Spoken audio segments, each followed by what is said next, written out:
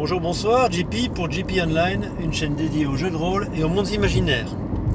Une vidéo réponse dans le cadre du RPG Week saison 3, épisode 5, question 5, posée par Bruno Tremblay d'Atomic Fusion.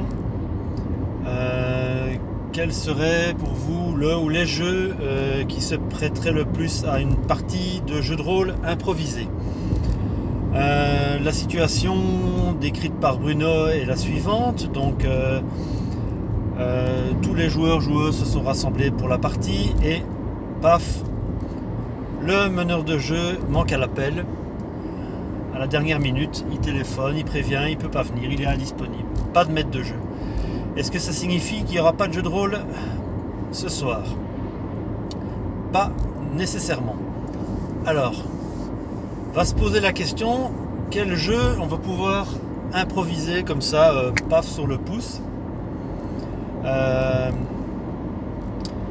Alors déjà, je pense que, la première chose c'est qu'il faut un volontaire ou une volontaire pour passer derrière le paravent, à moins qu'on opte pour un jeu de rôle sans meneur.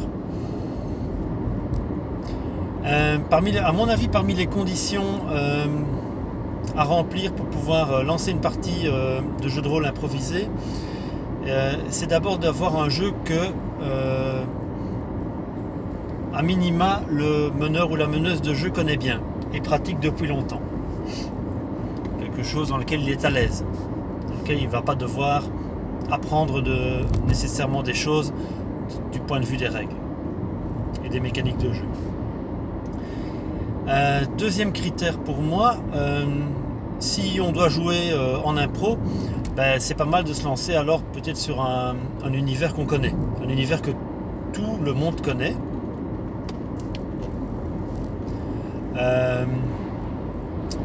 Peut-être un univers un peu bateau, un peu stéréotypé. Et l'important, c'est pas de perdre, il ne faut pas perdre de temps. Imaginons que c'est une soirée jeu de rôle, 3-4 heures de jeu. Si on improvise une partie et qu'on perd déjà la moitié du temps à créer les personnages et à expliquer l'univers, on a perdu du temps. Donc il faut vraiment des règles qui sont connues à minima par le meneur de jeu, des règles simples, explicables en 5 minutes, un univers connu,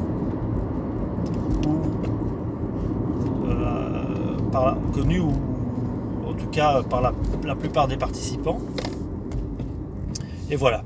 Donc partant de là, un univers aussi où les personnages peuvent être créés assez rapidement. Donc ça va un peu avec le fait qu'on veut un jeu avec des règles simples. Donc partant de là, une fois qu'on a sélectionné le jeu, il doit y avoir moyen de se débrouiller. Alors ça c'était pour les critères, en tout cas pour ce que moi j'estime être les critères minimum à remplir pour improviser une partie. Alors, parmi les jeux que moi je plébisciterais, les jeux à enquête c'est quand même assez compliqué à improviser, à moins qu'on ait tout d'un coup une idée d'histoire et qu'on ait assez rapidement les éléments de l'enquête qui se mettent en place. Mais pour autant c'est quand même assez compliqué à véritablement improviser. Si je devais quand même retenir un jeu d'enquête qui peut être très rapidement lancé, je citerais Cthulhu Dark. Les règles sont hyper simples, explicables en 5 minutes. L'univers de Lovecraft, ou en tout cas l'horreur contemporaine, les gens connaissent. Si c'est pas à travers le jeu de rôle, l'appel de Cthulhu, ou les romans de Lovecraft, c'est à travers le cinéma. Pour l'avoir testé évidemment avec un scénario que j'avais préparé, pour l'avoir testé avec des collègues qui n'avaient, pour certains et certaines, jamais fait de jeu de rôle, la mayonnaise a pris tout de suite. Très facile à mettre en route. On a très peu perdu de temps, d'ailleurs on jouait sur les pauses de midi, donc on avait 1 heure top chrono pour jouer, il fallait pas perdre de temps. Donc Cthulhu Dark, au niveau du système, pour improviser les parties, c'est nickel. Et la création des personnages, elle est vraiment élémentaire. Il suffit que le joueur, la joueuse décrive le personnage qu'il veut incarner, un nom, une profession, un tout petit peu d'historique, un point saillant ou un un élément important du personnage et c'est parti. On ne se fatigue pas avec des caractéristiques chiffrées et les jets de dés sont d'une simplicité enfantine. Le seul point compliqué ici, c'est que le meneur ou la meneuse de jeu ait sous la main une histoire. On peut éventuellement s'amuser à la construire ensemble et à partir d'une petite séance de brainstorming, disons d'une petite demi-heure en début de partie, un meneur de jeu, une meneuse de jeu un peu expérimentée devrait pouvoir s'en sortir. Alors, ça c'est pour les jeux d'enquête. Si on se lance dans quelque chose d'un peu plus, on va dire, classique, style médiéval fantastique, c'est vrai que comme le faisait remarquer François Le Tart dans sa vidéo réponse, Donjon Dragon n'est peut-être pas le premier choix. D'une part parce que la création des personnages peut être un peu plus longue, le système est peut-être un peu compliqué, un peu plus compliqué en tout cas. Bon, après on peut toujours jouer avec des versions simplifiées où on diminue le nombre de caractéristiques.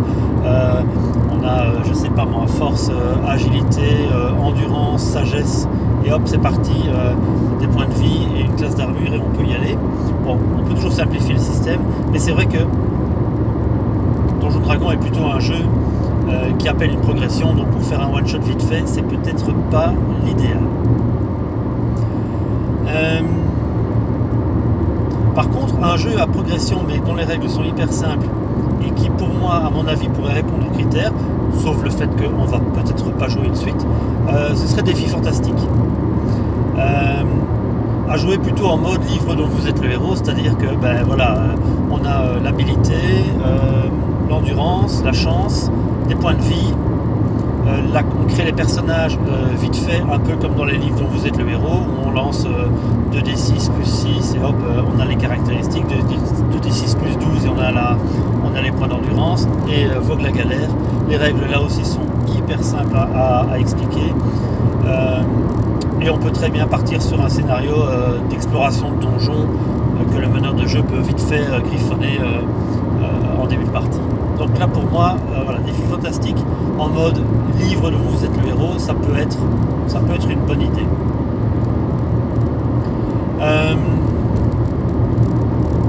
Alors effectivement, le système D6 de Star Wars est très intuitif, comme le citait François Le Tart.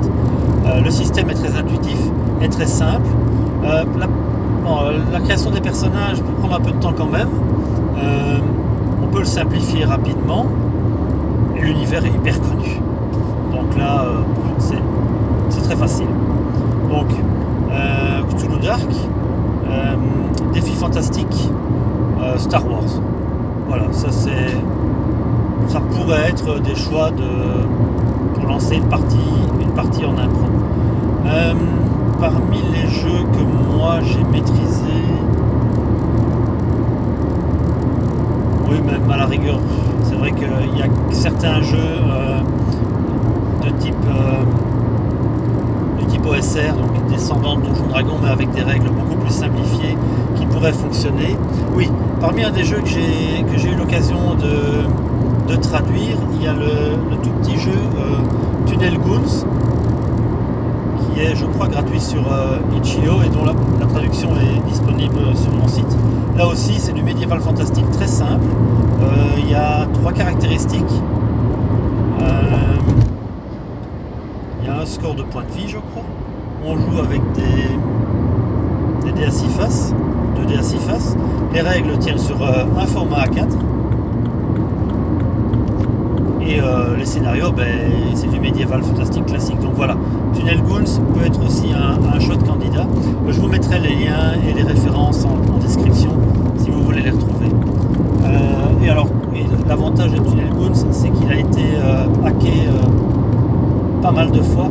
Et donc si vous préférez faire du cyberpunk ou de la science-fiction, ça marche aussi. Ou même du post-apocalyptique, ça fonctionne aussi. Donc voilà, encore un jeu, donc là ça me fait 4 jeux. Donc voilà, il y a véritablement de quoi faire. L'avantage de Tunnel Goons, c'est que les règles sont disponibles sur le net, donc pour peu que vous ayez une connexion connexion internet, on le télécharge sur le smartphone et vous avez les règles. Il n'y a a priori pas nécessairement besoin d'avoir des fiches de personnages spécifiques. Un bout de papier suffit pour griffonner deux, trois choses. Pareil pour Cthulhu Dark. Pour Star Wars, c'est peut-être un peu plus compliqué. Il faut arriver à avoir vite fait bien fait le matériel nécessaire sous la main, en tout cas les fiches de perso. Voilà. Donc les défis fantastiques, c'est clair aussi que si vous avez un livre dont vous êtes le héros sous la main, ça peut faire l'affaire aussi pour les règles. Les fiches de perso pouvant être rapidement dessinées sur un bout de papier. Voilà, donc c'était mes 3-4 choix de jeu pour improviser une partie. Sachant que au final, on va plutôt opter pour un jeu simple, mais la réussite de la partie à improviser dépendra, à mon avis, autant du meneur de jeu volontaire que des joueurs autour de la table, puisque a priori le meneur de jeu n'a pas eu le temps de préparer une vraie partie, un vrai scénario, éventuellement 20 minutes, une demi-heure de préparation pour lancer quelque chose d'un peu plus consistant. Donc voilà, à mon avis, même en choisissant ces jeux-là, il va falloir quand même se lancer dans un mode un peu plus collaboratif, où les joueurs et joueuses vont être appelés à créer le décor en même temps que la partie va se jouer. Voilà. Ce sera tout pour moi pour cette question qui est quand même très inspirante, je trouve. Je ne pensais pas que j'allais pouvoir en parler pendant 10 minutes. Donc voilà, si vous avez des questions, un avis, des suggestions, n'hésitez pas à les laisser en commentaire. Je vous remercie pour l'écoute et je vous souhaite une bonne journée, une bonne soirée ou une bonne nuit, que vous soyez. Au revoir.